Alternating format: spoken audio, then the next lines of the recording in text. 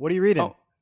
Oh, hey, Brandon. Just reading a story. It's about it's about a kid who moved from a small town to L.A. and started getting bullied by the school bully, and so he met a old karate master, and the karate master started teaching him to train and how to do stuff, and then eventually he ended up challenging that bully to a karate tournament and ended up winning and getting the girl as well.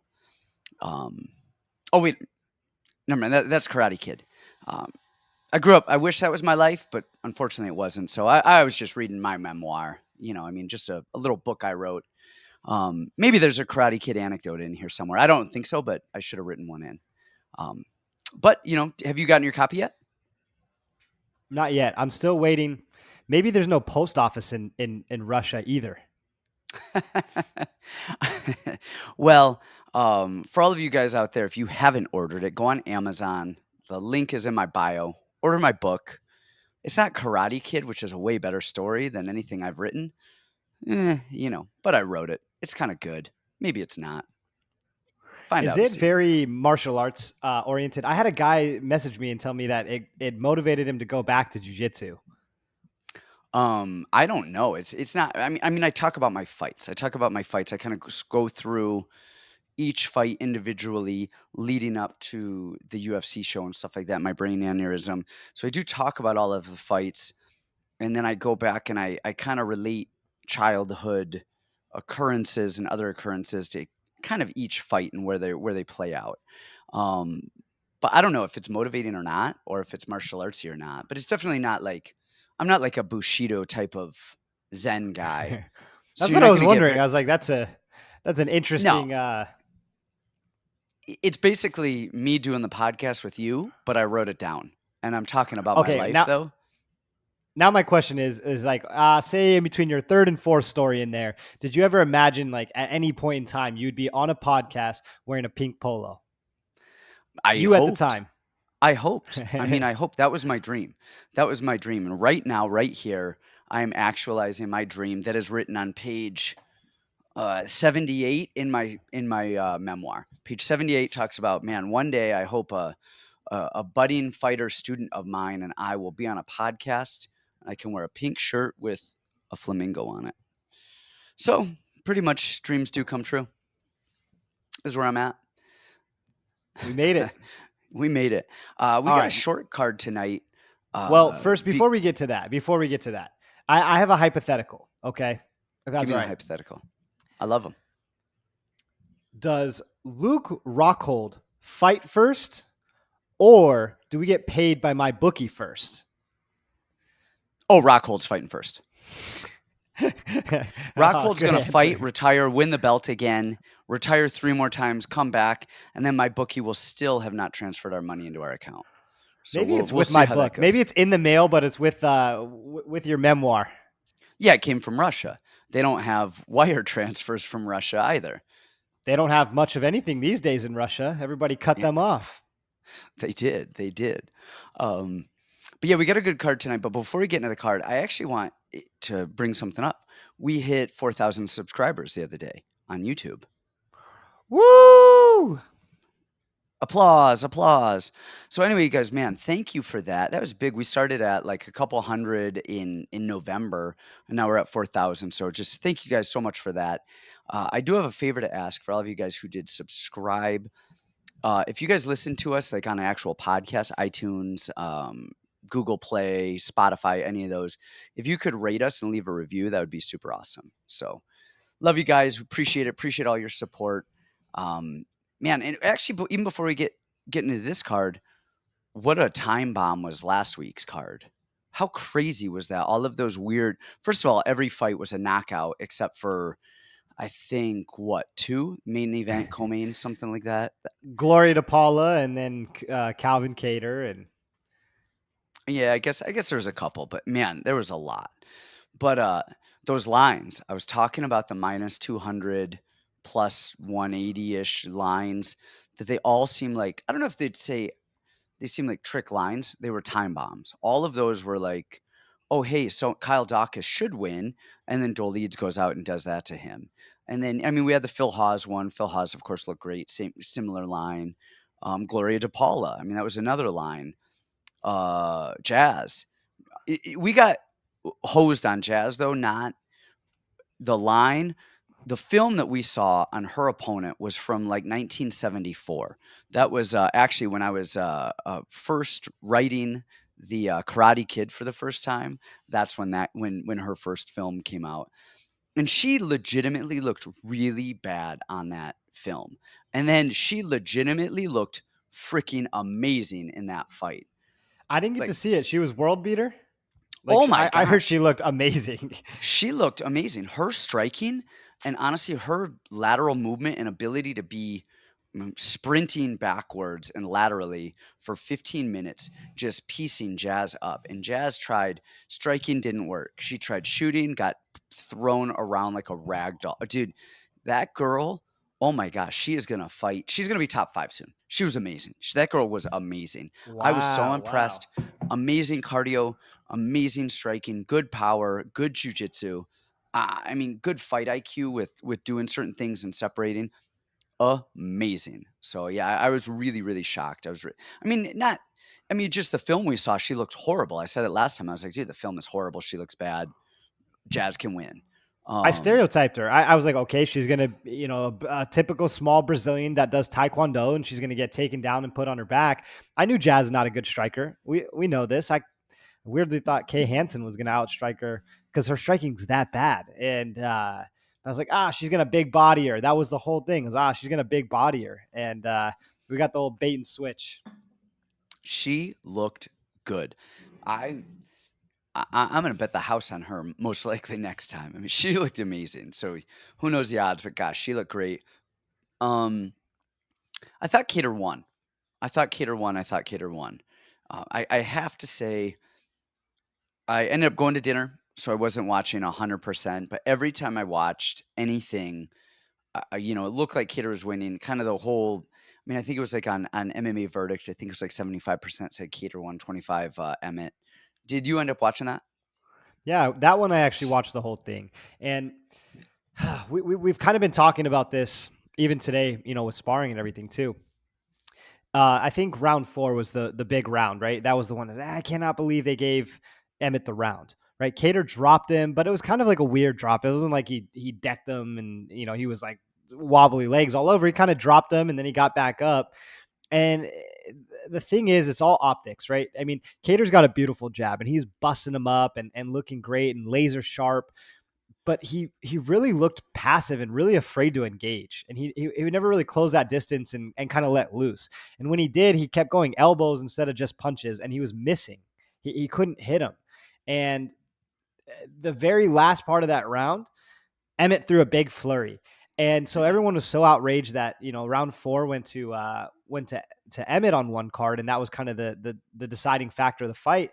But I'm looking at this going, I can see a world in where they're going to give Emmett round 4 because the very last flurry and Calvin Cater's just he's covering up and you got big bombs. Like, it depends on the judge. They don't really know what they're looking at. They don't know what's landing. They just see action versus no action. And you can have a laser sharp jab and they're still going to reward the arm punches that are big and aggressive and pushing you back versus the guy who's, on his back foot trying to stick and move for 5 minutes. So I I put all my chips in the Cater basket. I lost on Gloria DePaula pretty badly, and I tried to recover on Cater. And I went to the decision. I went, yeah, it's over for me. I lost this one, and I still thought he won the fight. And I'm like, they're gonna give it to Emmett. It's just how it's gonna go. Yeah, I can see. I ended up down. I didn't bet a ton, but this fight, but I ended up a couple $100 down. And honestly, the things that the two bets that killed me was Cater. I did not see a way that Emmett was going to win that fight. So I had him in a bunch of stuff. I had a good amount of money on him just individually. And then the other one was the Roman Dolides over 1.5 with Kyle Dawkins. Those two have gone to a decision since before they were fighting. And now and then all of a sudden it's done in a round. And that one really just, I mean, that I could see Roman Dolidze holding Kyle Dawkins and doing. I could see that play out a million different ways. I did not see a knee from the clinch coming up the way that it did, and that's MMA, man. I mean, stuff happens, stuff happens, stuff happens, and what do you do? Yeah, But it's tough. That's the game. really quickly, we were talking about judging lately, and judging has completely shifted to damage over control lately. And we always, I think, us MMA people just as a whole, and I think the universe as a whole has been pretty hard on boxing judging for a long time. But man, one thing that boxing judges get is scoring, whether punches got through or whether they didn't, and better than I think MMA judges. They're not perfect, but MMA judges, man, somebody throws a flurry and it hits. They land 4 punches on somebody's forearm, and they're like, "Oh wow, that was a lot." Versus one jab that actually landed in the face. And I wish our judging was a little bit better about what landed, what was hard, what was volume, what was I think we've got to have a little bit of a better judging criteria, and we need better trained judges. And then really, you've got to never go to the judges in Texas because they have the worst MMA judges the world has ever seen. That was insane. I had a big play on Demir. I think I put like a couple thousand on him. I just wanted to win 1,000 straight up. So by the time I bet it, it was like 2,100 to win 1,000 or something like that. And when they read that 30-27 scorecard, I went, "Oh, I lost this one too." That thirty twenty Yeah. seven was such a horrible scorecard, and he got it. I mean, I thought he won the fight. I did. I personally, I thought he won the fight. I thought he won 2 and 3. But 30-27, even for somebody who's got thousands of dollars on Demir, that's a that's bad. That's just horrible, and Yeah. it's inexcusable. And that is Texas, folks. That is Texas, man. Well, let's get into this week. We've got 11 fights, a couple have fallen off. It's not a crazy star-studded affair, but I think a lot of these fights have to happen to move some people up the ranks. They've got to this is like a little house cleaning. They got to get rid of a couple people, and then they got to move some people up the ranks. We only have really 11 fights to talk about because we've got Vanessa on the card. She's fighting Jihn Frey. You guys know I don't talk about my people. Um, and then, did you want to say anything about that before we move on to the next fight, or? Well, I'll give you guys a little betting angle because I think that's a good rule. Is like the people that we train with or the people that we know or close to, maybe we kind of avoid it. I guess I'll put it like this: if you look at the history of their career, so Vanessa lost a decision, lost a decision. She won by inverted triangle, lost a decision, won by armbar. So let's see. And then you got Jihn Frey, who is decision, decision, lost by decision, lost by triangle armbar, decision, decision, decision, decision, decision, decision. I think this fight is really, really, really, really simple. Vanessa's got crazy cardio. She's very, very tough. And a lot of times she puts herself in kind of crazy positions that don't win rounds and win points. But it sets her up a lot of times for these kind of crazy submissions and things that you don't expect. So I think this fight's really, really linear. I think, if you guys are looking to bet it and you guys are begging for something from us on this one, I would say you could take Vanessa inside the distance because almost all of her fights are inside the distance that she wins, right? Armbar, she's got power. Believe me, she chinned me her last fight warming up. I couldn't recover for like 3 weeks. So I'd say Vanessa inside the distance, or if you want to play the other side, or you could play both. I think Jihn Frey by decision because she's known, she's low volume, but she's going to maintain top position and not make mistakes. So I think you could play both sides of the fence there. And I think one of those conditions is going to happen. I think Vanessa catches her or Jihn probably wins a decision. So I would play it that way. I like it. I like it. It's not bad. Not bad at all. Um, Going on to our actual fights, we've got Mario Bautista. My computer messed up. Mario Bautista and Brian Kelleher, uh, kind of the second fight of the night. Brian Kelleher is 24-13, and Mario Bautista is 9-2. And man, this is let's take a look at Kelleher's last couple fights. Umar Nurmagomedov. I mean, that's just a rough one. Beat Kevin Kroom, beat Domingo Pilarte, lost a decision to Ricky Simone. There's no harm in that. Beat Ray Rodriguez, lost a decision to Cody Stamen, beat our guy Hunter, beat Odie Osborne, You know, what I mean, so he's a tough, tough, tough guy. Mario Bautista, he's out of the lab. He is tall. He's 5'9" for the weight class. Beat Jay Perrin, who honestly, like, kind of had a gift getting in there. Lost to Trevin Jones in a fight that he was winning, and then just really got clipped. Beat Miles Johns, beat Jinsu San, and then lost to Corey Sanhagen. You know, on his way up. Um, man, Kelleher. Gosh, if he was, we saw Kelleher when he got back. I mean, first of all, if you guys don't know, Kelleher was kind of a mediocre fighter, wasn't really doing it, had a bad record. Not a bad record, but like we'll say like 9-7 or something like that, or 9-5. Wasn't on his way to the UFC, and then put a string of like 5, 6, 7 wins together in a row against tough opponents, and then get a last minute call in the UFC. And he's done pretty well. Wins one, loses one, wins two, loses one.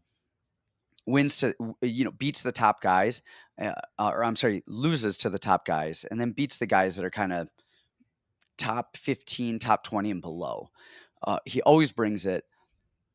In his earlier fights in the UFC, he's a striker, and then he would attack a guillotine, non-existent wrestling defense. Lately, his wrestling and his wrestling defense have gotten a lot better. Um, with Kevin Kroom, we saw him kind of finding ways to close the distance and move, putting Kevin Kroom on his ass. Kevin Kroom's no world beater, but he's a tall, lanky, rangy kind of guy. Domingo Pilarte out-wrestled him easily. And then, of course, we saw him in Cody Stamen in these other fights. But if the guy was a couple years younger, I don't know that he's going to be a champion or fight for a title, but I think he would be just, one of those top 10 guys. I think he could break it. I think he's got all of the makings of it. I think he's just got all of those skills and that skill set just a little bit too late in life where he's at. Because I think he's like 35 or something like that. He is really quickly 35. And then on the other side, they have Mario Bautista, who is, man, he's solid. Crisp, clean striker, good long jab, throws a lot of flying knees, a lot of switch knees, especially with those guys who are shorter. Defensive wrestling is good, and cardio is really good. I think the younger guy wins here. I think this is Mario Bautista's fight to screw up. This is his test. If you get by Kelleher, you're good, and we can move you up the ranks. If you can't, we got to send you back, and you got to fight some of these guys to find your way up. I wouldn't be surprised to this go to a decision, but I also wouldn't be surprised to see Mario Bautista hit one of those flying knees and, kind of rock Kelleher, maybe get the finish. I was really looking at this one as kind of a big play as I was kind of starting film. And there's only one thing that kind of worried me a little bit. So I'm with you on everything. I think Brian Kelleher, he's an ultra veteran. He is exactly what we'd classify as an ultra vet. Even in that Kroom fight, he was getting picked apart a little bit and said, okay, well, he made the in-fight adjustment right then and there. This is how I'm going to win the fight. And he's a very smart guy, and he knows how to just how to grind it out, get it done, no matter how it has to happen. But I mean, if you look at level of competition, right? He's, like you said, losing to the good guys and beating the guys that are really not worthy, right? Um, Ray Rodriguez, Domingo Pilarte, Kevin Kroom, like bunch of old guys that can't wrestle. Some don't belong in the UFC. Now you have Mario, who we have known Mario for years and years and years because he's an Arizona guy. That kid has unlimited cardio. He is just a dog. I mean, if you want to describe a dog, it's Mario Bautista. He's got hands. He's going to be in your face. Great jab, good combos. Like he is just a dog, and he doesn't make mistakes. He makes constantly the right decisions. The only hesitation that I see is Jay Perrin was able to get him down. And what we see in the Kelleher fights is the second that Kelleher feels the danger on the feet, he adapts really, really well, and he goes, okay, well, I'm going to be a wrestler now, and he's comfortable riding out the decisions. So for Jay Perrin to take down Mario Bautista, it was alarming for a second. I mean, it's alarming because this is a big step up in competition, going from Jay Perrin to Brian Kelleher, a guy who knows what the hell he's doing, at least has a little bit of danger with the big overhand and a little bit of striking and movement. That's a big step up. I think Mario is the goods. I think Mario's going to get it done here. I think he's going to, I think decision's probably the smart way to go about it. But That was my only concern for making this a big play. I really like Mario to pick him apart on the feet, make constantly the right decisions. If he's down, I expect him to be getting back up and counter wrestling and just pretty much cruising here. Yeah, this is a close fight. And this what we talked about on the last card, the -200s, these crazy odds. Those weren't, I would say, close fights. Those were bombs. So like you got like a Phil Hawes who was -200 who dismantled Duran Win. But then on the other side of that, you had Roman Delides who was like +200 who dismantled Kyle Dawkins, something around that. Like those were time bombs going off. On this card, we don't have all those time bombs. What we have is just close competitive fights. So I think Mario Bautista wins it, but this is going to be a close competitive fight, regardless of who wins. And what you actually touched on, the wrestling, if Kelleher can get Bautista down, I actually am not worried about a decision. I'm worried about Bautista's neck because Kelleher will Yeah. get that takedown, and then as you're going to get back up, he's going to jump on your neck and attack that guillotine. So that is actually the way that I see. If Kelleher wins it, I think it's going to be by guillotine, um, not by decision. I think Mario will win a decision. I think Kelleher will win a guillotine. I'm totally with you. If you guys have like MGM, they have a lot of those like specific submission props. I mean, why would you not play like a little bit on like a Brian Kelleher by guillotine? Because that is exactly the situation that I saw happening too. I don't think he'll finish it on who was he finished with it? O'Day? Yeah. I think O'Day, and I just clicked out of his stuff. It's been a while. He hasn't had a ton. Ray Rodriguez, Odie Osborne, um, Is that it? before Yuri Yuri Alcantara. Alcantara, All right. Well, the Yuri one is Julio that's a pretty nice Arce, one. um, Jay He beat Hess. Arce twice. Oh my Yeah, god. twice. I mean, just solid stuff, man. He's Okay. Well, good. I was He's gonna say good. He's something about good. O'Day and Ray Rodriguez, but submitting Arce, who I think has really good jujitsu, and Yuri Alcantara, that's a serious guillotine. I don't think he'll be able to catch Mario. I think he's too dog, and I don't think guillotines are as effective as they could be. And we know the game now; it's different. But that's a serious guillotine. If you're getting those guys, that's for real. Yeah. All right, guys. Next up, we've got JP Buys. And wait. Because you know me, I can't pronounce shit. Isn't it's spelled Buys, and everybody calls him JP Bays. I'm like, you guys, I get Buys. Like that is buys. If I go to the store and I buy something, it's Buy. If I go down near the seashore, down by the bay, that's Bay. So anyway, JP Bays, 9-4, out of South Africa. Cody Durden, um, the guy that people love to hate. Who you got? What do you got? Where we got? Yeah, this is interesting. Let me see. Luthando Bico. Okay. I like JP. I think JP has always gotten a really bad rub amongst a lot of people. I'm pretty sure he was the EFC champ. I think he beat Lucando Bitho in a super thrilling fight in EFC, which EFC obviously is not the greatest organization of all time, but a lot of the small guys are pretty decent there. I mean, they move well. They're all good strikers.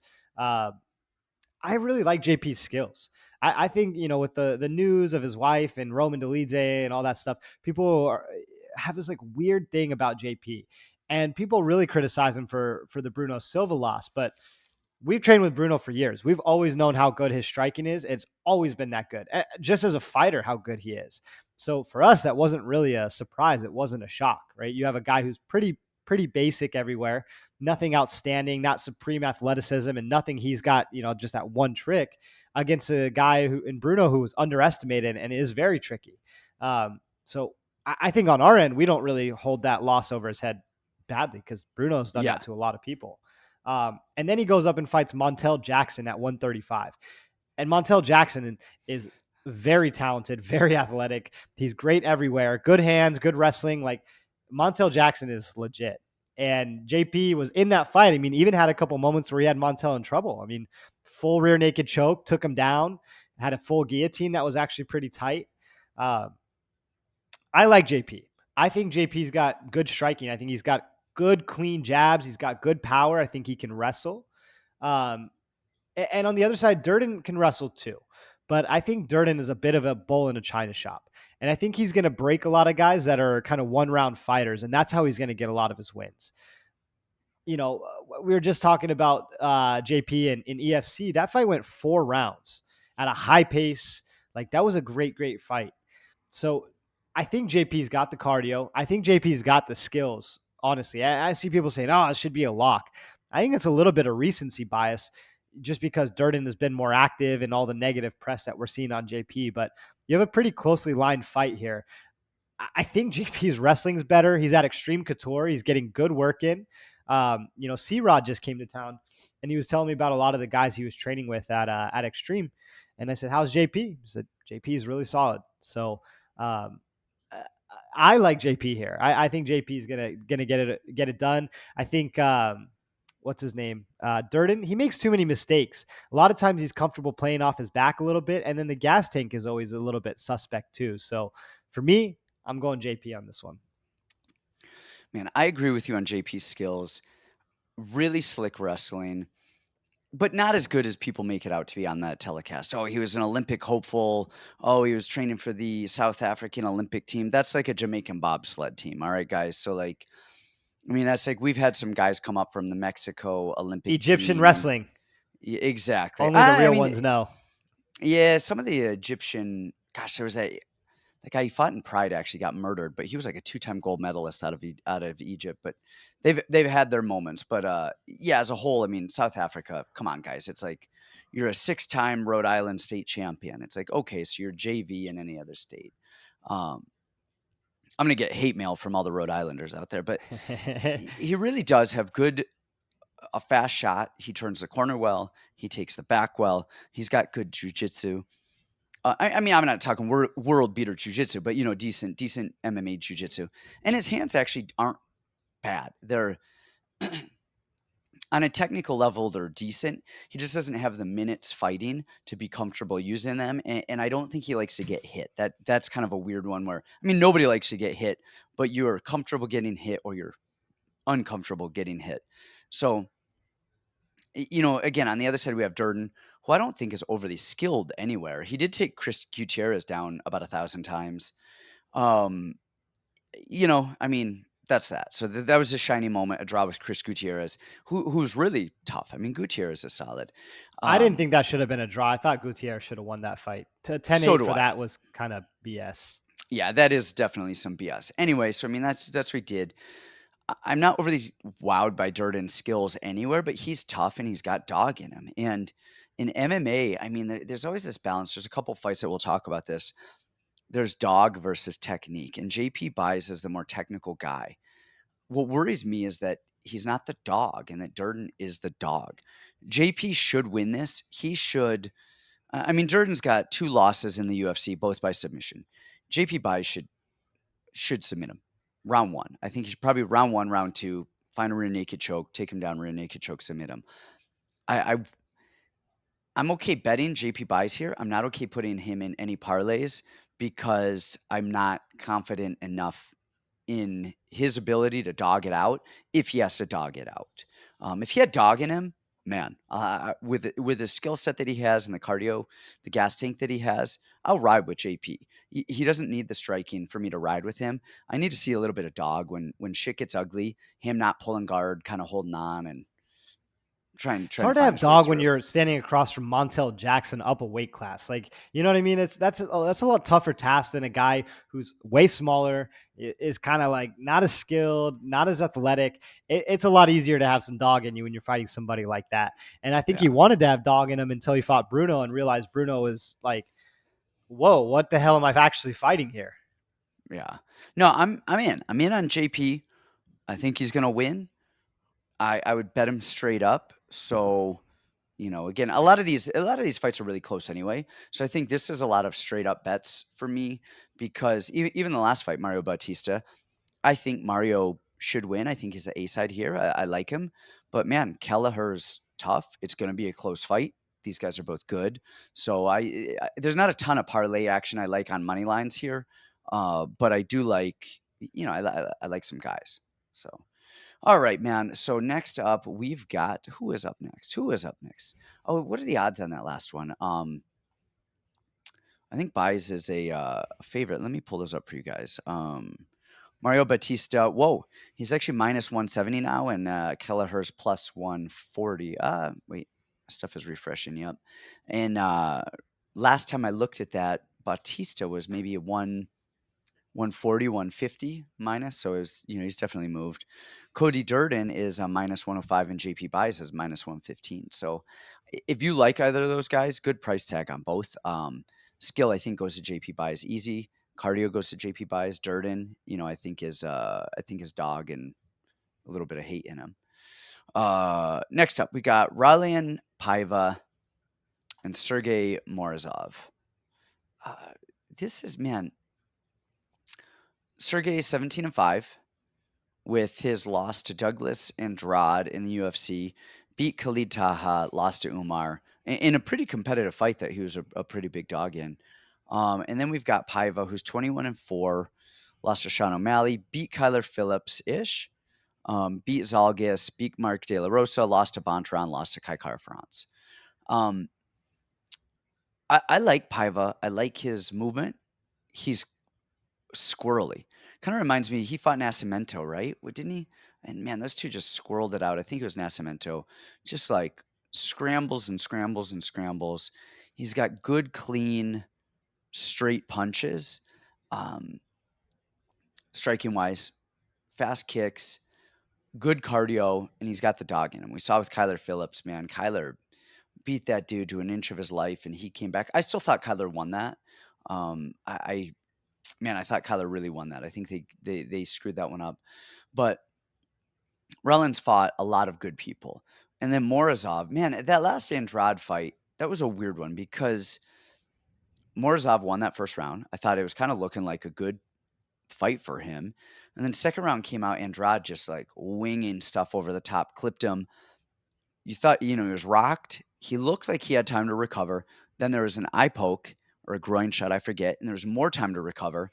And then Morozov got touched again and was just out. So it was like just a weird one. Yeah, he looked like he was recovered, and then he just got touched again and was 100% not recovered. So I don't know if that's a testament to Andrade's power or Sergey's chin or what happened there, but that was a weird one. But if you look at Morozov, the stuff that's hitting him are overhands and big looping punches.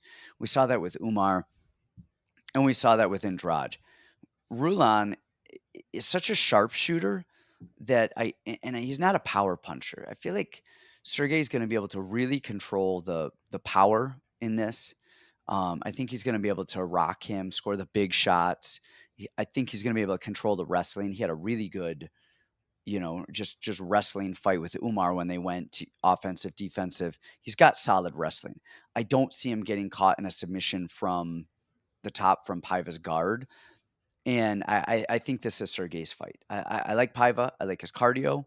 I just don't. And if he had more power, I could see him hurting Sergey. He's just more of a point guy, and I don't know that I see him having the power to do the damage. This is this is something I found kind of interesting, like watching Raulian Paiva, right? Because I'm about to fight in a few weeks here, and I figure myself as a pretty big flyweight. I'm 5'7". I'm a pretty good sized flyweight, and I'm watching Raulian Paiva go, man, this dude is massive. Like, how tall is this guy? 6 feet tall, and then you look him up, and he's 5'8". He's just a normal sized guy. And he's normal size for everybody at bantamweight, but he's massive for a flyweight, obviously, which is why he can't make it anymore. That was going to be the huge thing for me, is like that height causes people a lot of issues. But he's only 2 inches taller than Morozov. And you're right. Morozov has that kind of like weird, like sharpshoot style too. He keeps that hand real low right here, and he fires that too, and those big overhands to kind of counter. But I think really the big difference here is going to be the wrestling. I think Paiva has just skinny hips. He's really stuck. He should be like a 130 pounder, not a 135er. I think he's too small, and he's not a 125er. He's just massive. He's like stuck. He should be a 130 pounder. And the reason I say that is because he doesn't have like these wide hips to defend a nice shot or a body lock or something like that. So really the way that I see this fight going is you're right, is Paiva on the outside snapping ones and twos. And the second that Morozov gets tired of it, he's going to bomb some overhands and then transition that to the wrestling. And his wrestling is so good. It reminds me of Evloev's. It's not like a we're securing position and just trying to hold you there. He is so ready to move at all times, and he can ragdoll you and take you down and take you down and take you down. He's great at just chaining things together. I like Morozov. I think he's got more of the grappling upside here, which is really, really important. I think he can absolutely compete on the feet, although I do think Paiva's a little bit sharper there. Um, but when things are going to get tricky, I think he's going to resort to that wrestling. And beating Khalid Taha to me that's a big deal. I mean, Khalid Taha is that's a tough guy, and he's very good. And he did it. I mean, a lot of it standing. I thought he bested Khalid Taha standing. Um, I don't remember all of the fight. I watched, watching. I don't. Maybe I just watched the first half because I was curious on his stand up. But he's got power. He's fought at 145. Tough guy. Man, yeah, solid dude. And this is a close fight in terms of betting too. We got Paiva at plus 116 and Morozov at minus 141. I mean, that's just, again, solid odds if you like either of these guys. I like Morozov here. Again, I think it's almost the same as the Bautista fight. I really like him. I think he wins. Could Paiva win? Sure. But I really do think Morozov is the clean side on this. And we're getting kind of some gift odds on a lot of these fights. I think so too. All right, moving along. We got downtown TJ Brown and whoa. Let's hear it. Long Shayilan Nuerdanbieke. We've got. This is half the reason that people tune in. They don't really care about the analysis. They just want to hear how bad you could butcher the names. Man. Can you say this name once? Yeah, I could. I'm not going to, though. Smart. Like, what the hell is that? All right. So first of all, you internet smart people out there, do some homework for us because I'm lazy. I swear, when I was watching tape on this, I initially thought that Shurim, whatever, the not TJ Brown guy, was a minus, a favorite. And then now I looked, and TJ Brown is the favorite at minus 200. Maybe I just 100% looked at these odds wrong, or remember them wrong. But if you guys know, please comment because I'm curious if maybe they screwed up the lines or if there was a line where TJ was the dog or something in this. Because I thought I saw that. Again, I could be 100% wrong, but I thought I saw that. Give us your analysis on this. Tell us about these two gentlemen here. Yes, you are 100% wrong. It looks like TJ opened up like minus 250, and now he's minus 210. So money actually coming back in the other way. I must have just legitimately looked at it wrong and just got it confused. So, all right. Man, this is a hard one for me to trust. TJ Brown to me is just like a complete ape. He's got all the skills, and not all the skills in the world. He's got some good skills, but he's really, really hard to trust. His decision making, a lot of the things that he does. And the other side, Shayilan. Shay. We'll call him Shay. He is super one-dimensional, but it's a good dimension. But it is very, very, very one-dimensional. Man, he breaks my heart. He's the reason that Sean Soriano's not still in the UFC, and I think that was a very winnable fight for Sean. So really, I think it comes down to this. I think TJ can wrestle a little bit when he's ready to turn it on. He's got decent jiu-jitsu. He's very, very game. But I think the really big difference in this one, especially with how the criteria and the judging is scored, I think is going to be the striking. That's actually one of my favorite parts of TJ Brown's game is his striking, right? They say he's got all these kickboxing accolades and all this stuff. I could see it for like a small town or something like that. Like I could see him winning some kickboxing competitions. He's smooth, and when he throws, it's clean. The thing about Shayilan is he doesn't even pretend to want to strike. He just kind of diving at legs, and once he gets a little bit tired, it comes from farther and farther and farther and farther away. Now, this dude has to be the strongest man on earth. I mean, he is so freaking strong. Um, just the way that he weasels out. Now, I do think he got kind of a bad look with Soriano, but Soriano's got good hips. He's very wiry, and he knows he flows with the movements. Um, the one big liability for Shayilan here is that round with Sean Soriano is he stayed on his back, made no attempts to get up, no attempts to do really anything. And Sean picked him apart on the feet, pretty much had his way with him. So I think TJ can win that a couple ways. I think he can go for his own takedowns. I don't trust Chinese wrestling, not all that much. So I think TJ could go for his own takedowns and win. I think if he keeps it standing, he can win.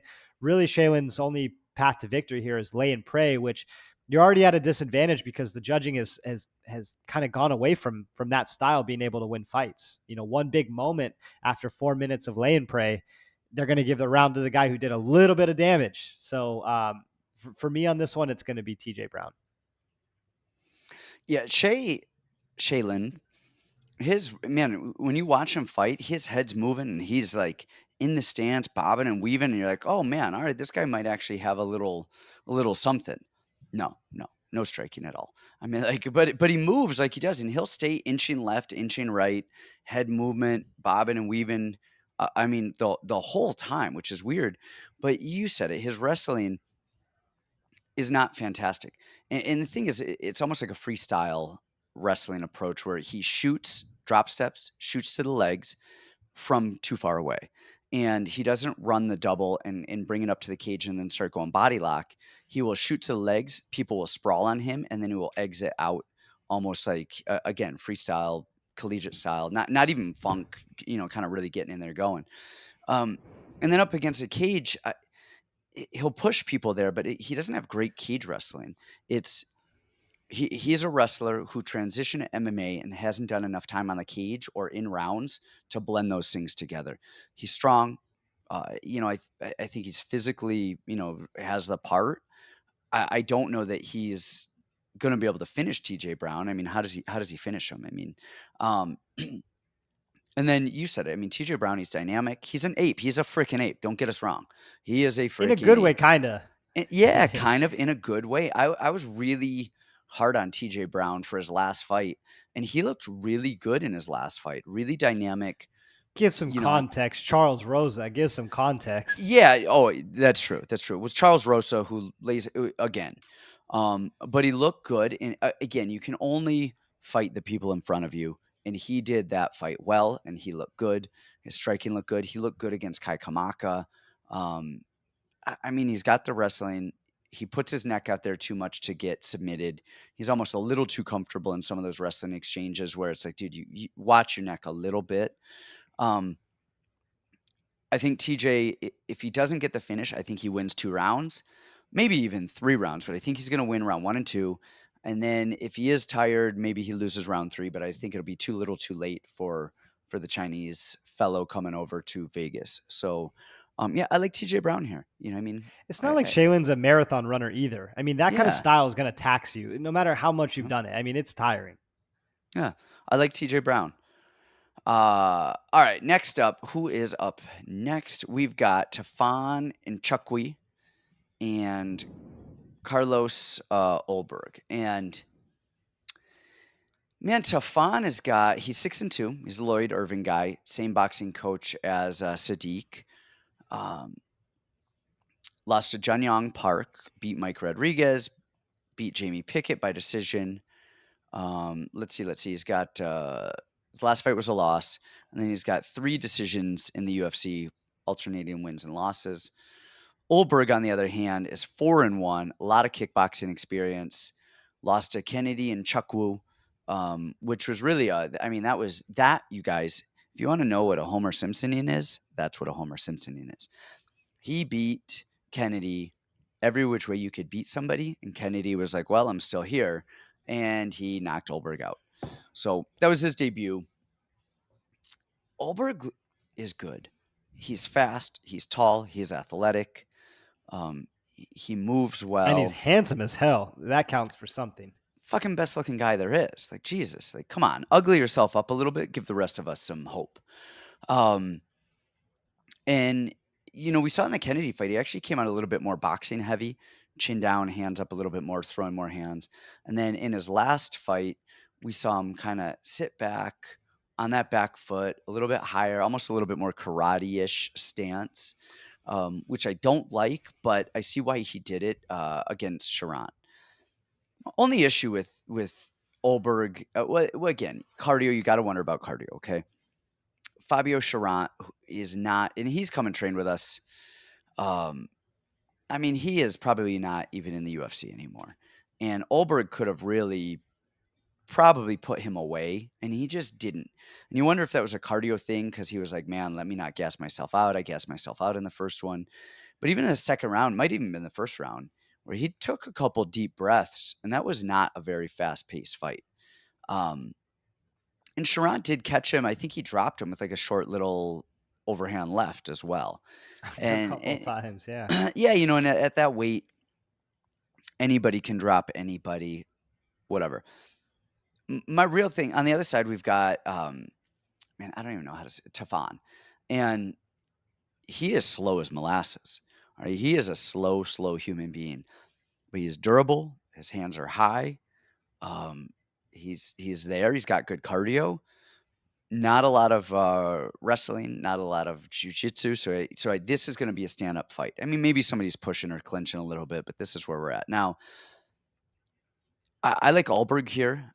Ulberg is the good head movement. He is the better fighter here. He is the better fighter. He is a better fighter. This is one of those dog fights. Can Tafon dogfight it a little bit? And the big, big, big, big, big thing here to think about is with Fabio Charant, that was a pay-per-view. So it was a 30-foot cage.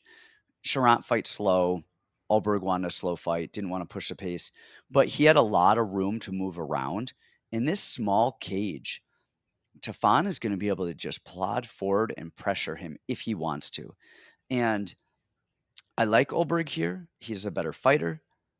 If Tafon and his team are doing their research and they go in there and they dogfight him, man, I mean, this could be a long night for him. Kind of Tony Kelly with who's the kid who him and Adrian Randy Yanez both, Costa. Randy Costa.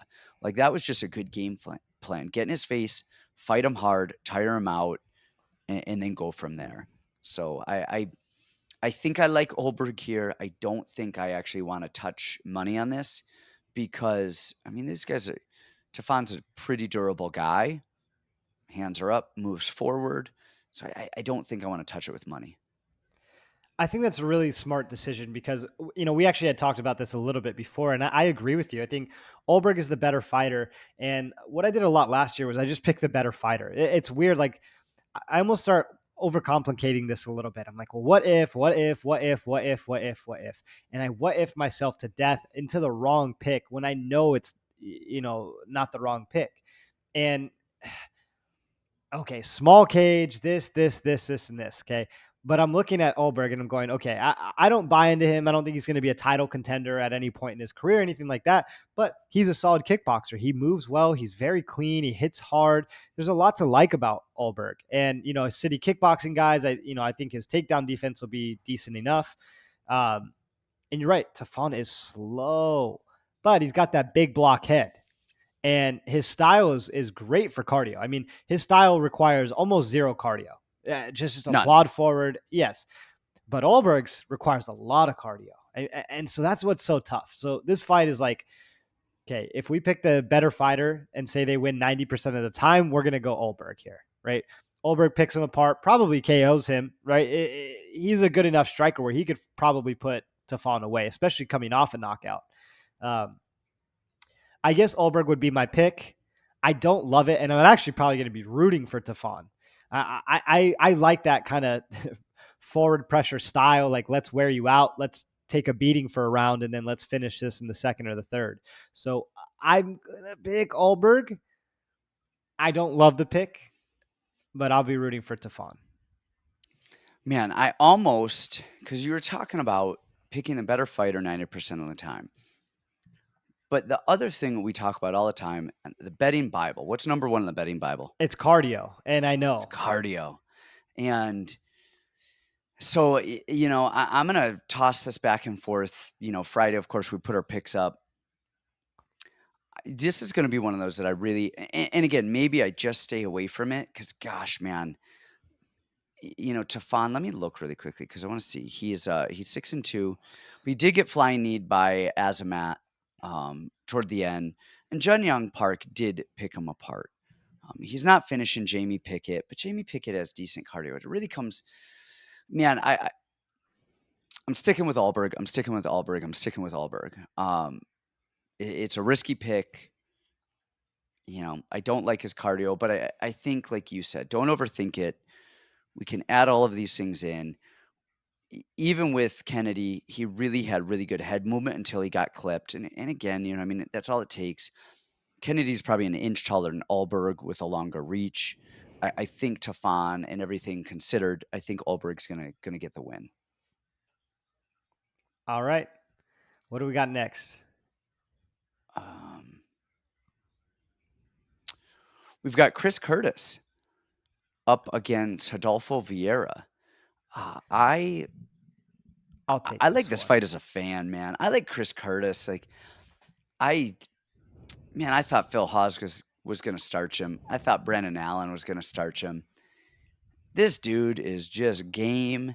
And go back and watch the Brennan Allen, or I'm sorry, the Chris Curtis Phil Hawes fight. All of you people out there, it was only one round. It was like 4 minutes and 50 seconds, whatever it was. And all the announcers and everybody could talk about is how amazing Hawes was, how Chris Curtis had to get going, had to get going, had to get going. One punch later, he wins. I mean, it was just like, gosh, just patient, found his way, did all the right stuff. I like Chris Curtis. Tell us about this fight. I just wanted to blow Chris Curtis a little bit here before you did. Man, he's an ultra veteran, and you know what's funny is like he's lost me so much money against Haas and B Allen, but I was betting on him and making tons of money on him before he hit the UFC. When he fought Kenny Robertson, that was like not a crazy line. I was like, geez, he's gonna kill this guy. This dude's 45 years old and he sucks. And Chris Curtis is ultra veteran and pretty good. I really like Chris Curtis. I really like Chris Curtis. Now I'm seeing a lot of like talk that like, oh, if this fight happened a year ago, Rodolfo would be minus 1,000, and maybe that's right. But I bet Rodolfo minus 500 against Fluffy Hernandez, and then he got choked by a purple belt. That so what's the real story here? Okay. Now the thing is, I was hanging out with Rodolfo, not like with him like personally, but I was there for Rodolfo's last fight week, right when he was scheduled to fight Turman. I had Turman there. I thought Turman was going to win, and Rodolfo goes to get his medicals done, and he's talking about how scared he is, and he doesn't want to fight, and he's like, "Oh, I'm so nervous. I'm so nervous. I'm so nervous." It's a big pay per view. I understand.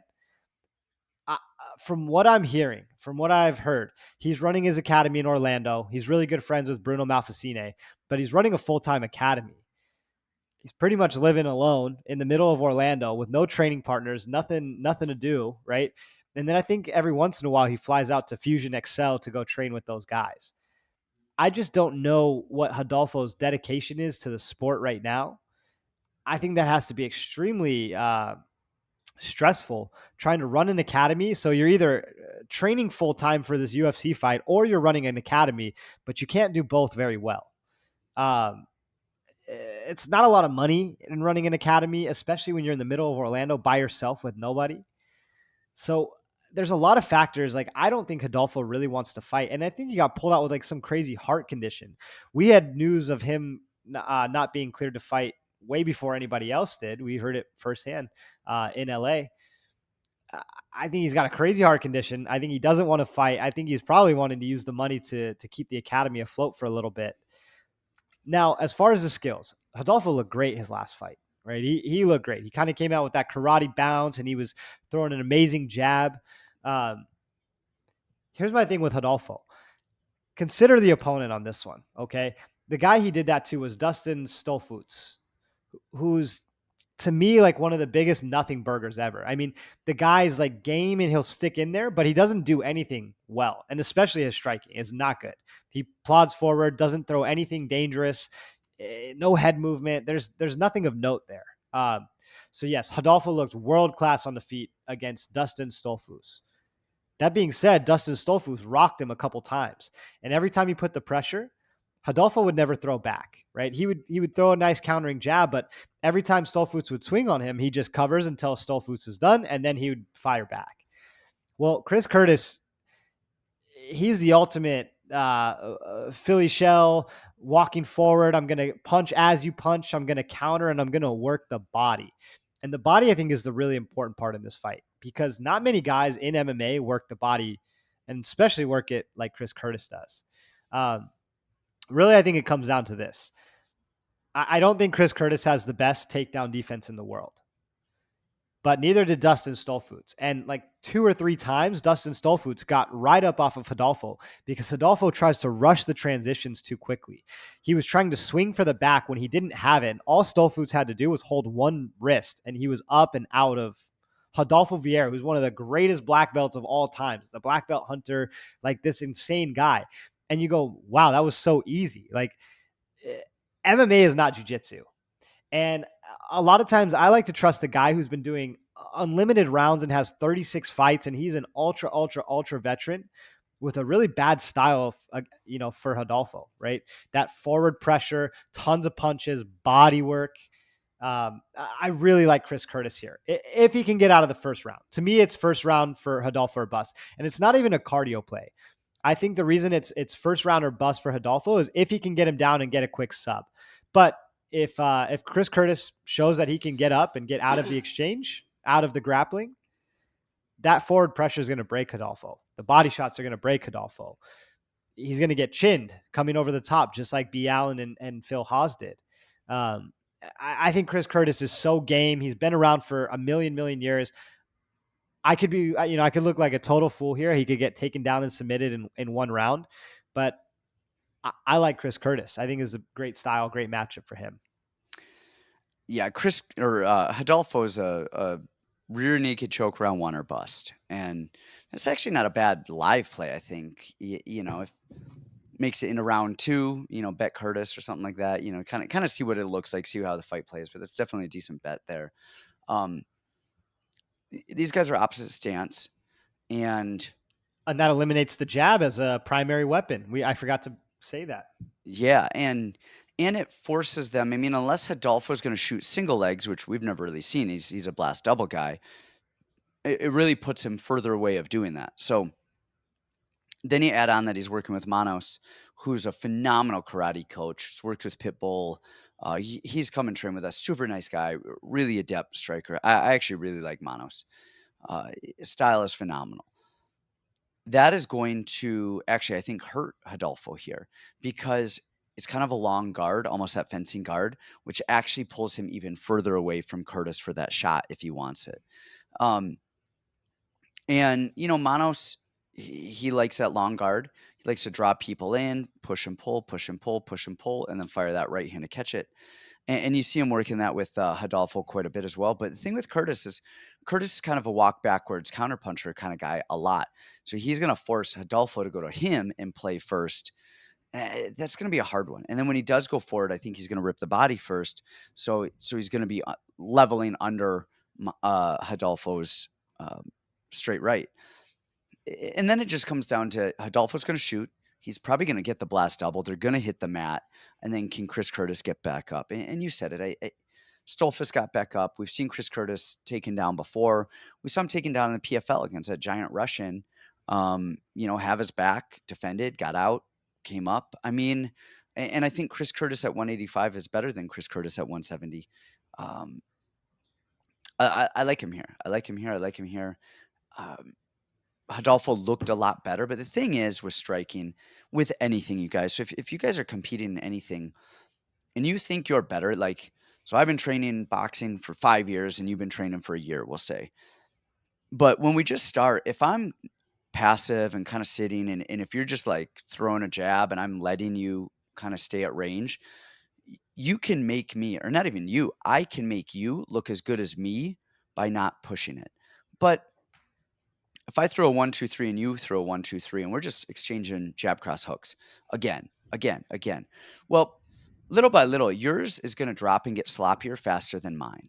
And if I just push it and push it and push it and push it, I'm going to win.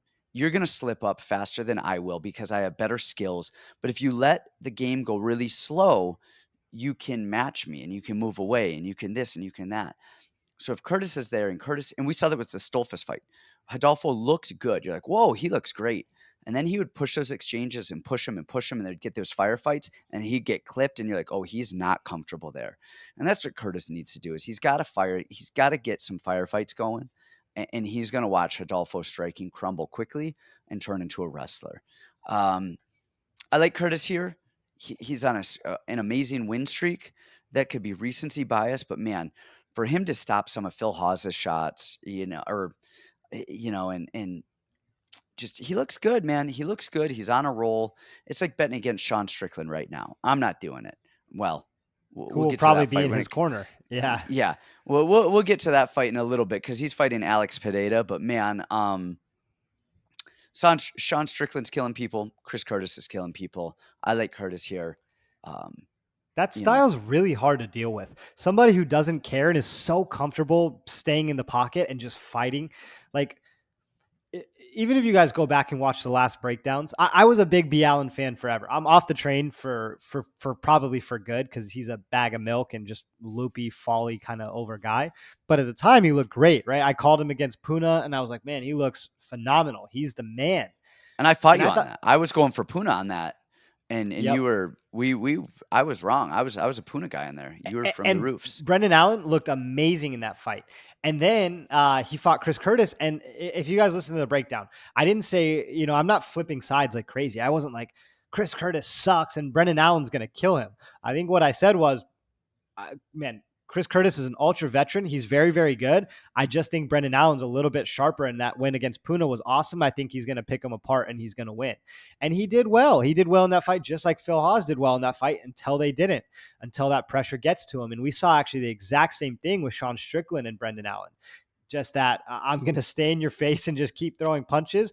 Whether they're clean or they're dirty, they're going to get through and eventually they're going to start taking you out. But the big thing that Curtis does, I think, better than Strickland is he works that body nasty and he's got some power. I think he's got way more power than Strickland. So that's a tough style to deal with, especially a guy who doesn't like to get hit. And the thing that makes Rodolfo great is also the thing that contributes to his downfall. If he's going to start wrestling and go for the submissions, it's also the thing that tires him out. So then what do you do, Rodolfo? Do you just chill and get beat up, or do you have to shoot in and pray you're going to get it? It puts him in a tough spot. Yep. So next up, we've got Umar Nurmagomedov, 14-0 versus Nate Maness, 14-1. Is this me or you? Do you want to talk about this? I'll talk about it. You go ahead. Okay. Man, so Umar. First of all, this little dude, he's tall, he's big, like he's like a big ass 35er, and he is fast as shit. He is fast, man, with his kicks, lightning fast, movement is good. Hands are not phenomenal, but they're functional. And wrestling is solid, jiu-jitsu solid, cardio solid, game. I mean, really all the boxes are there. On the other side of this, you have Nate Maness too, who's another big 35er, tall, long. Uh, I was looking at this and I'm watching Umar and I'm going, man, he's great. He's doing all the right stuff. Will he be able to handle the size? Will he be able to get Nate Maness down? If he needs to, will he be able to outstrike him? And because Nate Maness beat our guy Luke Sanders, Luke had him rocked and then just gassed out, and that was got taken down, rocked, and choked out. Tony Gravely had him rocked, and man, he knocked Gravely out as well. And in the Gravely one, Gravely I don't think got Maness down at all. Maybe he did, and he popped right back up, but I don't think he could take him down. And I know Luke could not take him down. And then Maness took Gravely down. I mean, this is a college wrestler. I forget if he was at Old Dominion or one of those kind of East Coast universities. They're not a world beater, but decent wrestler. West Virginia. I think his wrestling is sick. I love Gravely's wrestling. So his wrestling's not bad, but it's not great in the cage, and it's not great against taller people. It's not phenomenal. I mean, it's not bad at all, but it's just not like he couldn't get Nate Maness down, who I don't believe has a strong wrestling background. But again, neither could Luke Sanders, who does have a strong wrestling background, but is used to shooting on people, tried to go upper body. He's tall, he's long, he's gangly, and he's a dog. But then you go to the Johnny Munoz fight. And Johnny Munoz is not a wrestler. He's a jiu-jitsu guy, but he's tall. And he did take Maness down. He picked him up and he threw his ass down. And he did it a couple times. And he took him, shot in, took his back. And watching that, Umar is going to be able to do the same thing. If Umar wants to get him down, he's going to get him down. I really like Nate Maness. I think Umar is just so slick right now that unless he really screws this up, I think he wins this. I think it's probably going to be a decision. I don't know if he's going to finish him. Maybe he finishes him. But I really like Umar here, and I saw the odds, and I'm watching Umar, and I'm like, dude, guy's phenomenal. And then I watched the Gravely fight, and then I watched the Sanders fight again, and I was like, man, Nate Maness might be the dog to pick here.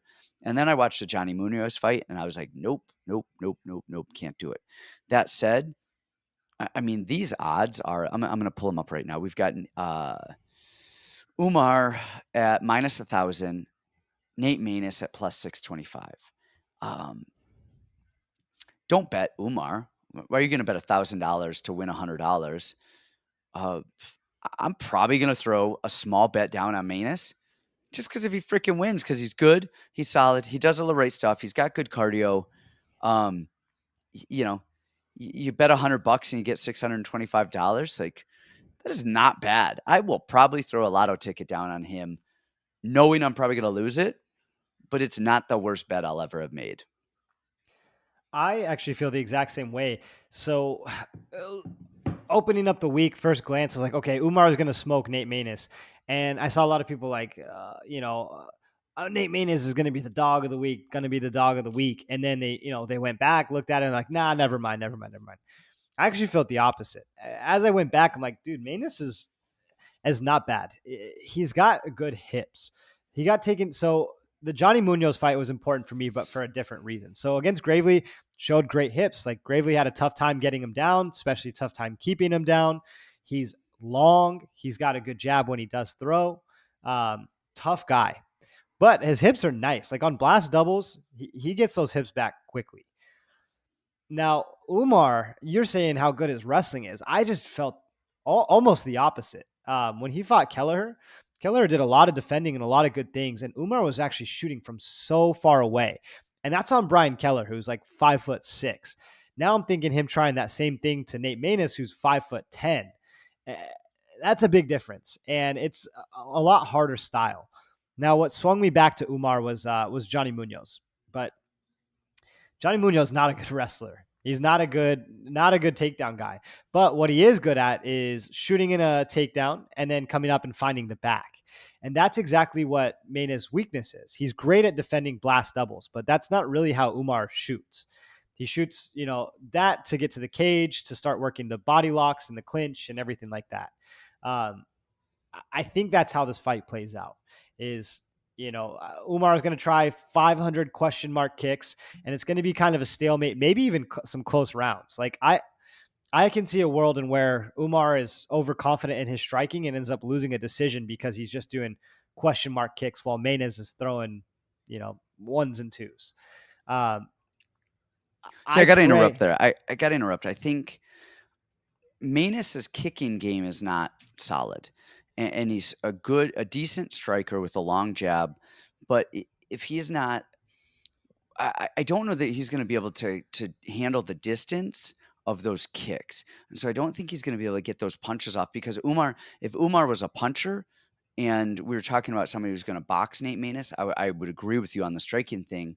But he kicks from outside, and he's so fast with those kicks. I feel like it's going to be a game of kick tag, and I don't think Maness is going to be able to close that distance without kicking himself, which is not something that he's great at doing.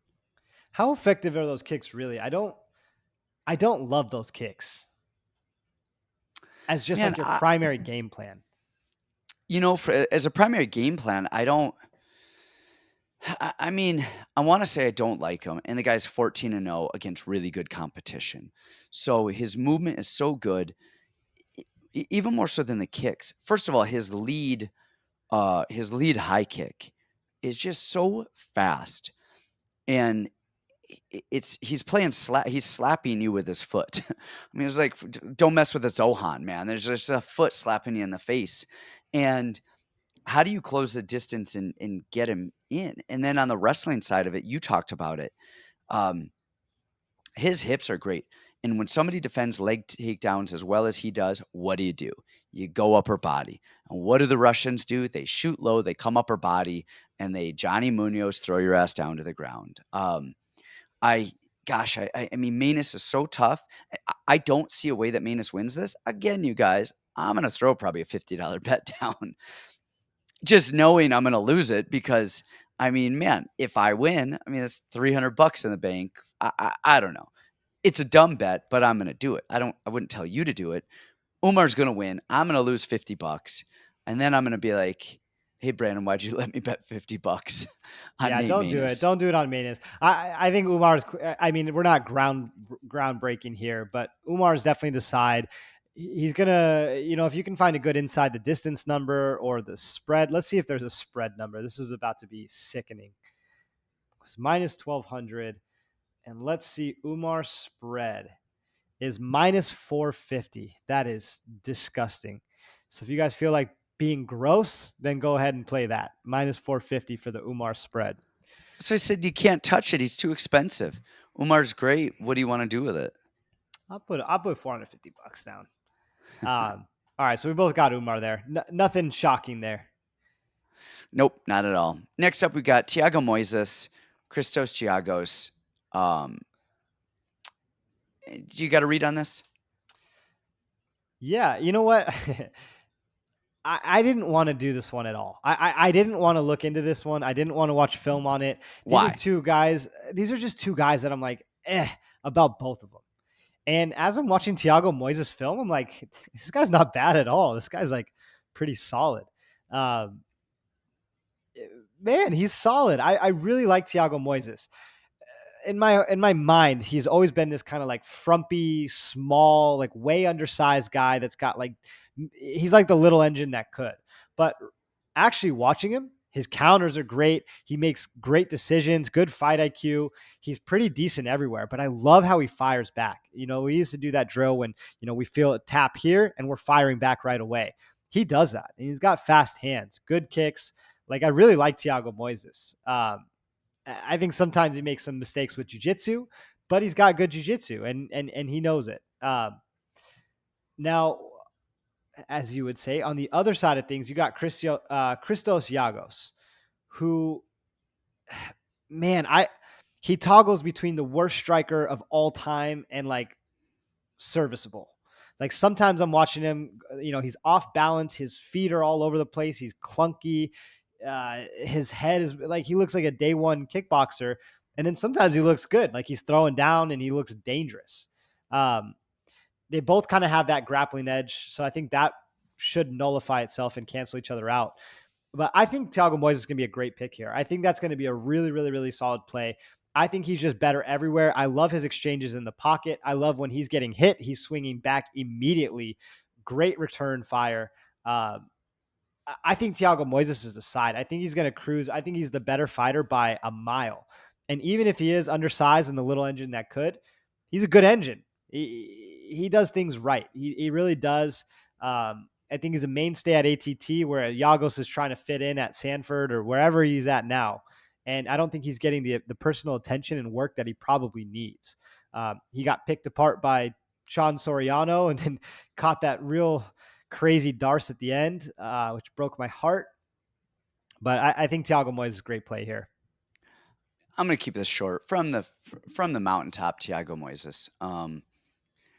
Christos is a tempest round one. He is just a force. Fast, going crazy, nuts, blast tumbling, going nuts. And then he just tires out. And you said it with the striking, he looks the part until he just gets rocked. Um, I don't see a way that Moises loses this fight.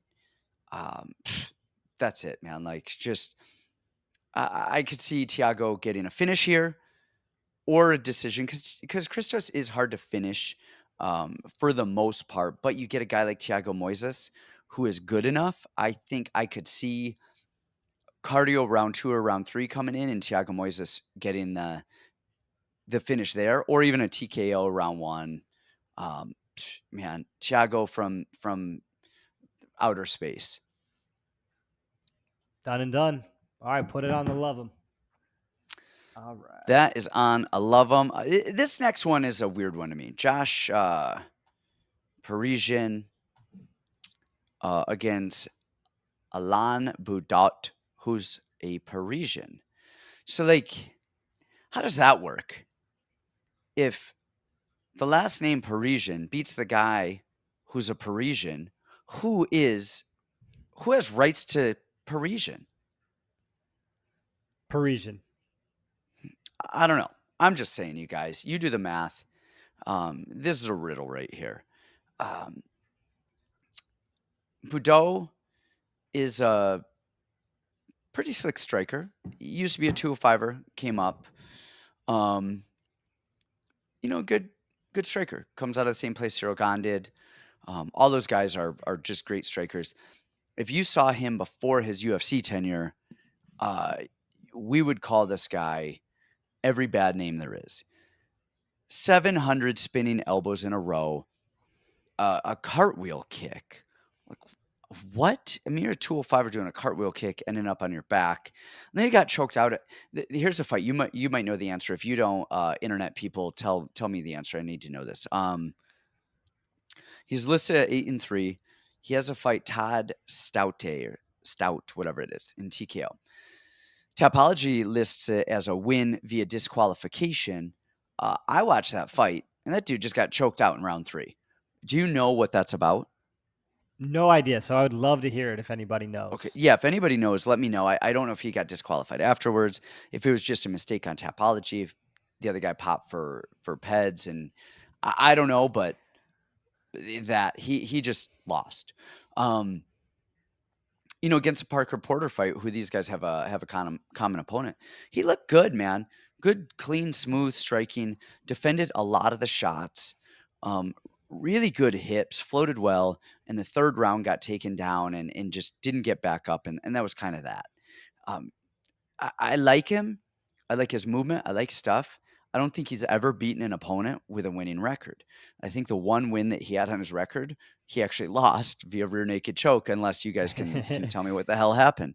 So he's I never beat a actually guy beat. 4-3 and 15-9 Well, there you have it, folks. in round Um, 5. Man, so that's wild. And then on the other side of that, you've got, Josh Parisian, who looks bad. I mean, like his skill set is really bad, but he's got some decent wins on the other side of that. And it's at heavyweight. He's almost just durable and wears people out, and Homer Simpson's them. And this is a Tafon Ulberg situation. I mean, I really do think Baudot is a lot better. He's just a lot better than Parisian. Can he keep enough cardio to do enough to not fade out and not get finished? And man, a Parisian is just so clunky, so wide, so stiff with his striking. He doesn't have great takedowns, but when he does get on top, he's a massive human. He's like a bus sitting on top of you. We saw it again in against a Parker Porter fight. First and second round, Baudot defended the shot. I hope Baudot can get up 2 and then coast through round 3, or maybe even get the finish, because he is fluid and he stopped doing all the dumb shit, all the spinning stuff, all the wild stuff. I think he gets his first win in the UFC here. I'm not gonna shout it. This is one of those I kind of want to stay away from, but I think Baudot is the slightly better guy. But it would not surprise me to see Parisian dog his way through and tire him out and swing. Well, I think he's the way better guy. And it's hard to back a guy who, just has been a career kind of quitter and not a winner in the UFC. But I think he's the way better guy here. If there was a guy that we were going to see dog him and beat him like that. I called for inside the distance with Parker Porter. I thought Parker Porter was going to finish him because he'd been shown to quit, right? The second things get tough, Baudot was like, I'm done. I'm out of here. And he looked a world, made a world of difference in that last fight. He was defending takedowns. He was throwing uppercuts. He was doing a lot of really, really nice things. And even when he got tired, he swallowed it and said, all right, I'm going to keep going. And all of a sudden got a new jolt of energy. Um, I think people maybe are a little bit unfair to Josh Parisian, myself included, because we lost a bunch of money when he fought. Who did he lose to when he fought Parker Porter? Right, we all thought he was going to beat Parker Porter because he came off Contender Series and he's this super hype prospect. But I think you're right. He's not good. He does throw pretty high volume for how big he is, but he's not very good. Anytime that a heavyweight, their signature move is a spinning back fist, we know we're in for some trouble.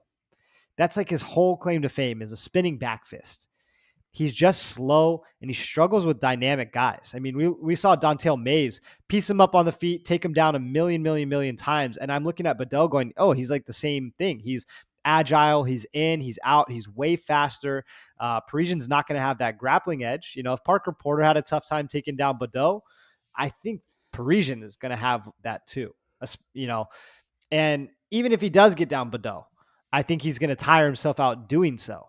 So you're not screaming from the rooftops, and I guess maybe I'm on like the fourth floor, but I really like Baudot here. I just think he's got a sharper, faster jab, and as long as he doesn't just rush in, and he really hasn't been shown to do that. Even when he was tagging Parker Porter, he still managed range decent. He was kind of in and out, staying long. As long as he doesn't run into something stupid, some stupid spinning back fist or whatever like that, I really like Baudot here. I think he's just better everywhere. He's faster. I think he's going to get that first win. Okay, nice. I can't argue that. What really worries me about Baudot is just he's never beat anybody. He did look good against But Parker neither has Porter. Parisian. You were saying that about Baudot, but I just looked at Parisian's record, right? Let's break this down because this is interesting. He won a split decision over Roque Martinez, who I don't think is in the UFC. He went 0-3 and out. He beat Chad Johnson. Okay. Chad Johnson and me have a long relationship because he is first rounder bust and he, got knocked out by Adam Koresh, who's also kind of a fraud, right? Every single Chad Johnson fight is first round. So I don't value that very much. And he's an older guy. Then he beat a guy 8-10, he beat a guy 3-1, 4-4, 4-11, 3-6, 24-8, 4-3, 6-5. Like he's just fighting 500 fighters and losing fighters too. So it's two guys with similar records like that fighting each other. So all I can do is then just look at the skills, like who is better. And then you consider heavyweight cardio. And I'm seeing Baudot have a really tough dogfight with Parker Porter. And then I'm seeing Parisian just completely gas out and give up against Parker Porter. To me, all I can do is look at that and be like, okay, well, I think the sharper, faster, better cardio guy is going to win. Okay, you sold me. I'm getting on the elevator. I'm coming up to the fourth floor. I'll All right. see you Well, up there. down because you were at the rooftop and now you got to Yeah. come down. No, I wasn't on the rooftop with Baudot.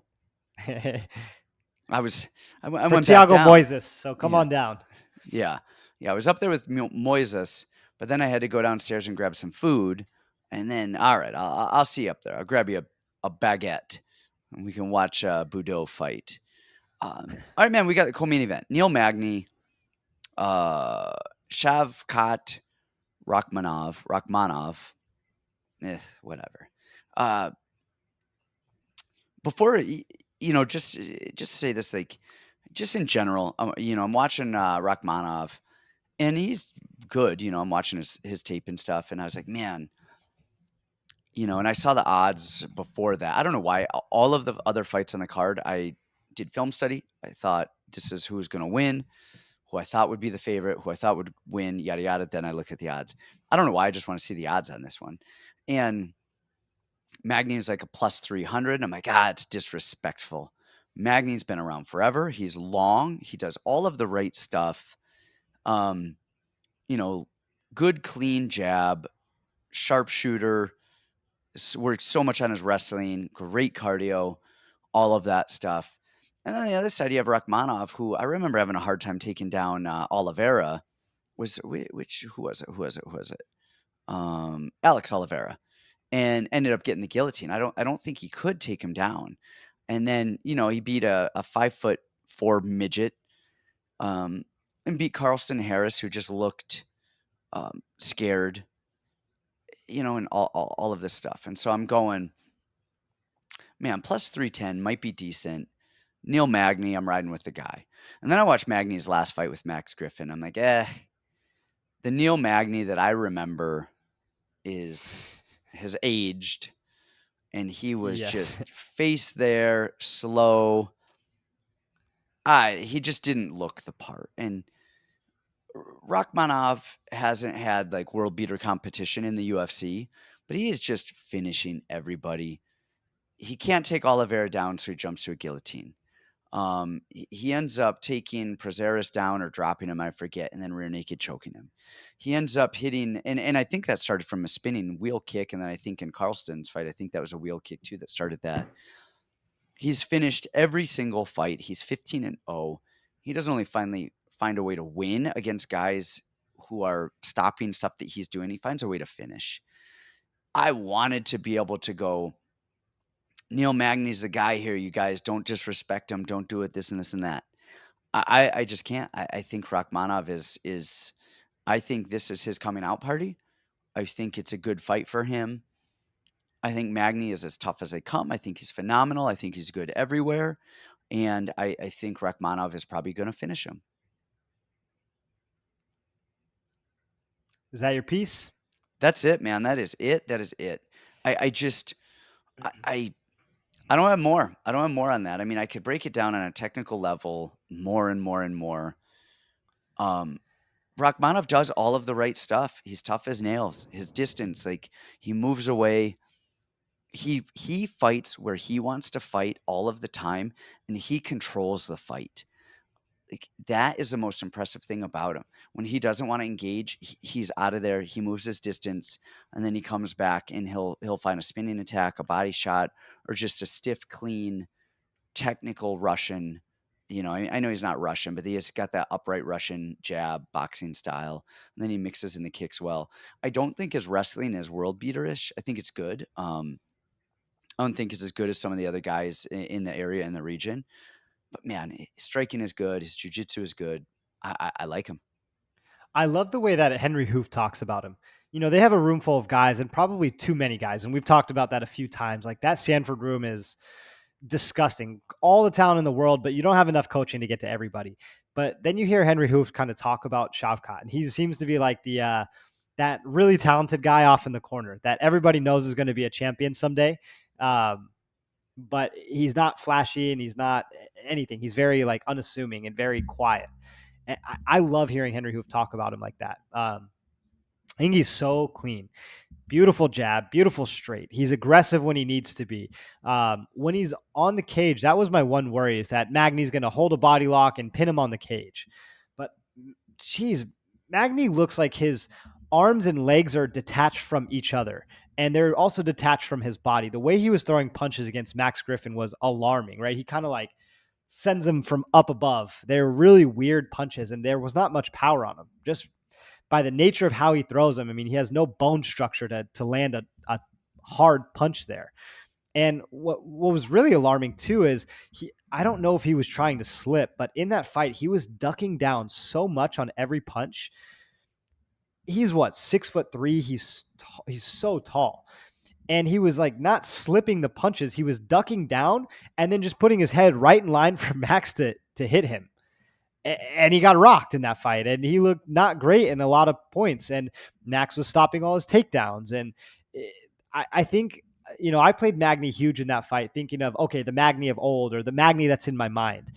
And the Magny that actually came out and performed that night was nowhere close to who I remembered or I thought that he was.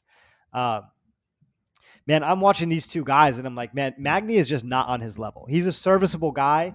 I wish his boxing was better. I wish he was faster. I wish his cardio looked better. Or his wrestling was a little bit better. Like if he could lock his hands and take him down, we're talking about a different story here. But Rachmanov is good, man. Yeah, my favorite thing he does, just for space, when people hold him on the cage, he actually hits that wizard throw.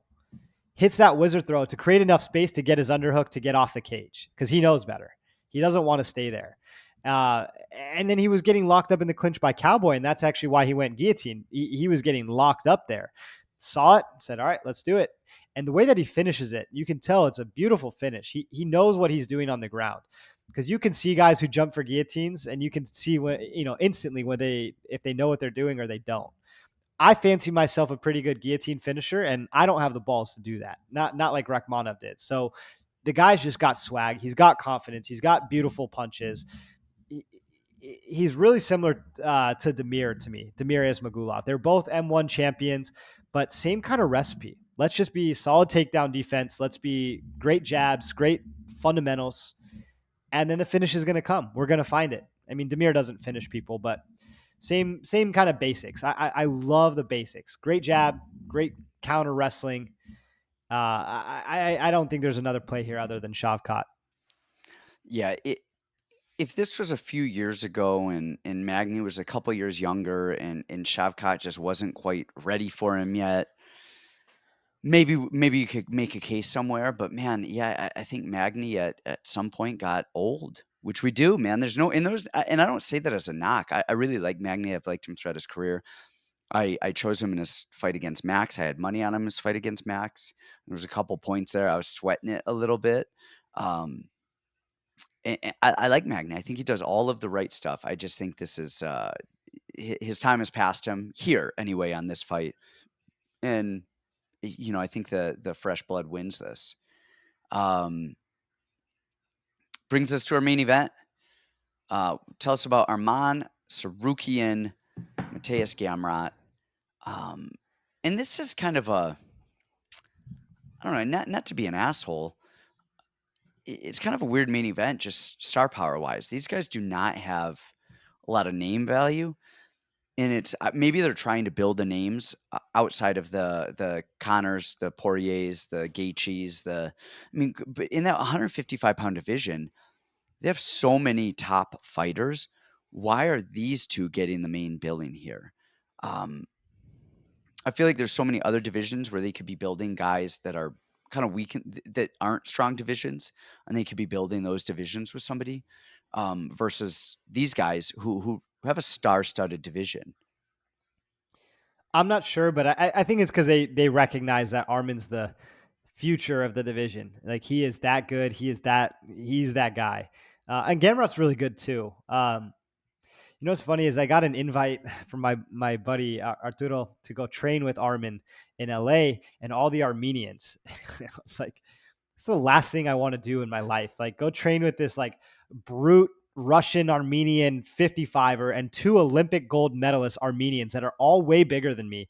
Like, what the hell am I going to get from that? I'm going to get taken down and my ass beat for, however long I'm training. Yeah, you don't need those problems. No. I already have a little Olympic gold medalist, little tiny midget here. That's my weight class and everything. So that makes life a lot easier. But I like Arman here. I think Arman is the goods. I think he's a much better wrestler. The thing I don't trust Polish wrestling. I just don't trust Polish wrestling. Honestly, a lot of times I don't really like the Poles in general. A lot of the guys that come over from KSW or have really long KSW records or Octagon records, I know that's Czech Republic, but a lot of those places in Europe, they're not dependable. They're not reliable. It's a lot of times like Cage Warriors. All those guys are just fighting each other on the scene. So, a guy can be 11-6 and be horrible because they're just fighting other guys that are right there. And all the ultra veterans are just fighting each other because UFC doesn't want to take them. They're not good enough to make that jump or cut. They're too expensive for Bellator to fly out. So they just continue fighting the same guys. So there's no real baseline for what the level is. Now, I do think Gamrot is good. I think he's very, very solid. That being said, he had that fight with CDF. And CDF, I think, is very, very good. But until the injury, that was a close fight. And that was supposed to be a tee-up fight for him. That was supposed to be a, hey, here you go, Gamrot. Here's the next step for you. And that was a very close fight, up until. I just think Arman is the goods. I think he's got great striking, probably super underrated striking. His hands are fast. He doesn't make mistakes. They're exactly where they need to be. His wrestling is out of this world. And from all accounts, everything I hear, his jiu-jitsu is excellent as well. He, I know he's in Vegas for this camp, but he's done a lot of work with my guy Edwin Najmi, another Armenian. And so I just think Arman is so well prepared. I don't think he needs to be fighting. I think he's got all the money in the world, and he's still wanting to do it, which really says a lot about him. I just, at the end of the day, I don't trust Polish wrestling. I don't trust Gamrot on his back. I think Armin's going to put him there and put him there a lot, or he's going to pick him apart on the feet. So Armin is my pick here. I actually like Gamrot's wrestling really against anybody outside of these high level Russian wrestlers. He American wrestling, we grab single legs. We've been doing this a lot lately at the gyms. We grab single legs and we kind of bring it between our legs, and then we start running the pipe for you guys that know wrestling. And then from there, we kind of decide, okay, am I going to bring it inside, outside, switch to a Barzy guard, switch to a double body lock, whatever. Generally, we lift a single leg, we pinch it in between, or we grab it and we lift it outside. So if I have somebody's left leg, instead of bringing it inside to my inside, I bring it to my outside. Um, and then we start looking for trips there. What Gamrot does is he shoots singles, and he pulls it on the inside, and that alone. And a lot of the Russians do that too. So that's a European thing. So the Russians shoot singles, they go to the inside a lot, and then they lift it. They kind of what we call a golf swing it, and then they sweep it. Um, you'll see Khabib kind of go to the outside a little bit more and drag people, and then jump up on the back. A little bit more than the other Europeans. Gamrot does that. He did it with who is it? Kutaladze, who just fought. Did that well. Ended up winning that fight. Or didn't he? No, he No, lost that fight. no, he lost that fight. Yeah, but he did that a couple times. You go in, shoot, but he shoots low to get inside. And against these Russian wrestlers who know how to wrestle and know how to defend that single leg, you're not going to do it. Against Arman Tsarukyan, who had a good wrestling grappling fight against Islam Makhachev, and who beat Davy Ramos at jiu-jitsu and took him down. I mean, like, Even Olivier Aben Mercier, who is a grappler, for Vola can yeah. wrestle his ass off. I mean, and even Favola came out like gunslinging, grabbing him, throwing him around. I mean, it was, and then Tsarukyan just stays the course, stays calm, and goes. I like Gamrot. I don't think his striking is refined enough or his wrestling is developed enough to beat a Russian who has good striking. And I know he's not a Russian. He's Armenian, but like a He carries European. both flags. He carries both Yeah, flags. He grew up in Russia. that whole Eastern bloc, that whole Eastern Europe, that whole area has really high level wrestling. And if you're a high level wrestler from that area and you can strike, man, I mean, like you have Gamrot, who's a high level wrestler from that area, but can't strike that well. And one thing you said about the Polish thing, they actually kind of remind me of the old Sambo Russians. And before we got all these DAG Russians, and there's a new wave of Russians that came in with Khabib and these guys. But before that, we would see these Russians who would go submission over position. And they would be jumping to heel hooks and pulling people on top of them and pulling them into mount. And that's what I kind of see with the Polish people right now. The guys Octagon, the guys KSW, they're a little too eager for the finish, and they give up that position if they don't get the submission. And right now in MMA, submissions are actually making a little bit of a comeback. Jiu-jitsu is the next kind of grabbing stuff, but not to the extent where you want to grab and go Hail Mary on an Islam Makhachev or a Arman Tsarukyan. I like Arman Tsarukyan here. I think it's kind of a dominant fight. I don't know that Gamrot can win this. I like him here. Does it go the distance? I don't know. I don't know if I like anything other than a win because I mean you have Tsarukyan who's finished Joel Alvarez, finished Christos Giagos with strikes, went decisions to a couple. Then he's got a head kick over Felipe Oliveira. He's kind of all over the place with stuff. And then you get somebody who's so wrestling aggressive as Gamrot that I could see Gamrot running into stuff and getting clipped on the way in. But then I could also see him almost being kind of a boring fight in a lot of these exchanges and taking place on the fence where it's going to be hard to finish. So I like Tsarukyan for the win. I don't know if I like any props on it, but I'm with you. All right, that's another one for the books. That is for the books, you guys. Please remember to, do us a favor, like our channel, subscribe to our YouTube, and go check us out on Discord. Check us out on Patreon, and we'll see you guys. Hopefully, you guys make some money this week.